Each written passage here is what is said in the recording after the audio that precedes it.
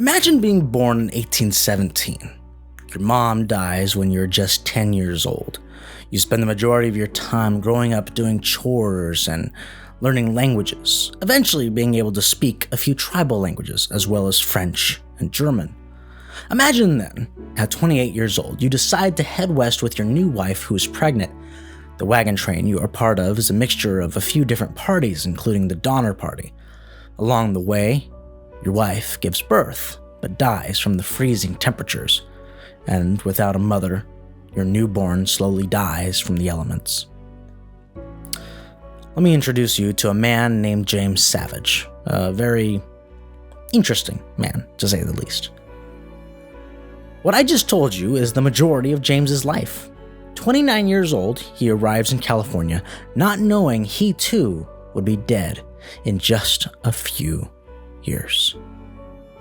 In 1846, he finds himself at the famous Sutter's Fort. He quickly volunteers to fight in the Mexican-American War as part of the California Battalion led by Fremont. Most people didn't like him all too much. He was even described as the worst malcontents in the battalion. While in this battalion, he learned from some of the Indians about a nice area known as San Joaquin Valley. So when the battalion was disbanded, he moved down there, flirting with the different tribes, learning their languages, and pretty much assimilating into their culture with his own little flair and secrets, which were pretty messed up. James's last name wasn't just Savage. He himself was savage. He knew the tribes were pagan and believed all kinds of mystical and occult things. So he played the part of the White Witch Doctor. He had a galvanic battery. Yes, I said battery. You can check me on this. I was skeptical myself. It's true. That he hid inside a bear skin and would shock the hell out of people and things to demonstrate his supernatural power. One time, he shocked a boy so bad that it stopped his heart, then did some big and shocked him again, restarting his heart and bringing him back to life. This instilled a great fear into the Indians, seeing as he had power to kill with a touch. Nobody would cross him, and he was made chief in a bunch of different tribes and would have at least one wife from each tribe, ending up having about 33 wives, whose ages ranged from 10 years old to 22 years old. He was eventually given a nickname, which I found two different versions, El Rey Toleraños or El Rey Güero, which meant the Blonde King, even though he wasn't even blonde, he had brown hair. But anyways, this was his new name, and he pretty much just went by that instead of James from then on, at least around the Indians.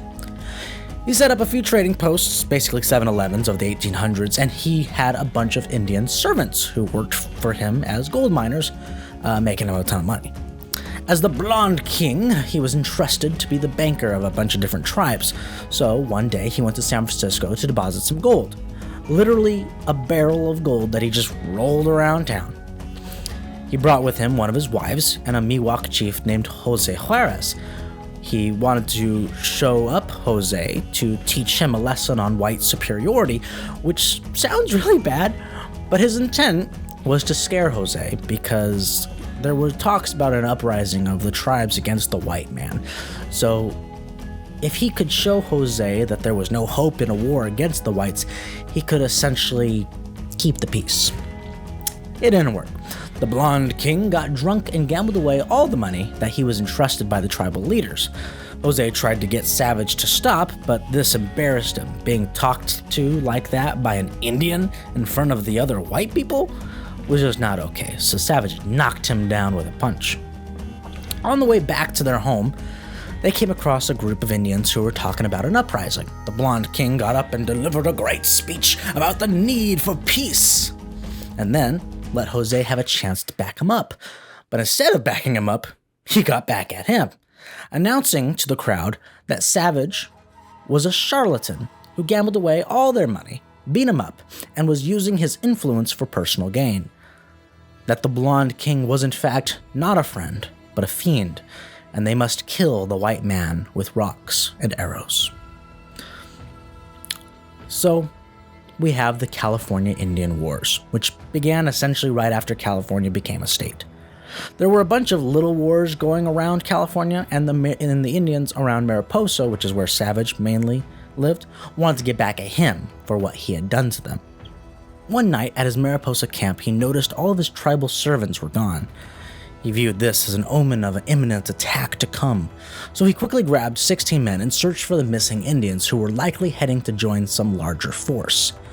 Eventually, he saw a big group of warriors from the Kaweah tribe and demanded to speak to their chief, who not long ago was a good friend. The chief came out and hardly let the dethroned blonde king speak, then simply told him that they just killed all of his workers at the Fresno trading post, plundered all of his supplies, left it unrecognizable, and that this was just the beginning. Savage begged and pleaded, but they marched on, letting him live and suffer, knowing this was all his fault. He ran back to his camp where there was a bloodied up man telling of the horrors at that Fresno post. Turns out there was one survivor. Savage got 30 men, and they went to the Fresno post to see what was left of it. There wasn't much left but horror in the hearts of any that should view what was. A man lay skinned alive, another with 20 arrows stuck in him, trash blowing in the wind, the sound of animals running out into the distance surely to be eaten by mountain lions, flames continuing to consume the shack that once was a great business. Savage looked on and blamed himself. And now, he had to get revenge. At first, local militias were given the all-clear to quell the uprising, but it didn't work. The Indians were just too organized. Governor McDougal appointed Savage as the leader of the Mariposa Battalion, and he set his sights on the fiercest tribe who was leading in terms of rampages, the Awanichi tribe, which is a type of Miwok led by Chief Tenaya. He chased them out to the mountains where he and his men came upon a place that you may have heard of called Inspiration Point, which overlooks the Yosemite Valley. Savage and his men were in awe. Nobody had ever seen this place before. Its beauty simply brought tears to the eyes of these men. But they had to get back to business, and they set up camp at the foot of Bridal Veil Falls, and eventually named this beautiful area Yosemite, after the Indians they were going after. In Miwok, the word Yosemite means those who kill. The battalion was able to corner the Awanichi and herded them off to the Kings River Reservation, and that was the end of the Mariposa War. After all this, Savage went back to his old business of running some trading posts. The Justice of the Peace in Mariposa County, a guy named Harvey, decided to lead a squat on the reservation because he viewed the idea of giving away land to the Indians was unfair. While squatting, they ended up killing a bunch of Indians in a massacre. Savage was against this and publicly made it known that Judge Harvey was both a coward and a murderer. Harvey then made it known that he ever saw Savage, he'd kill him.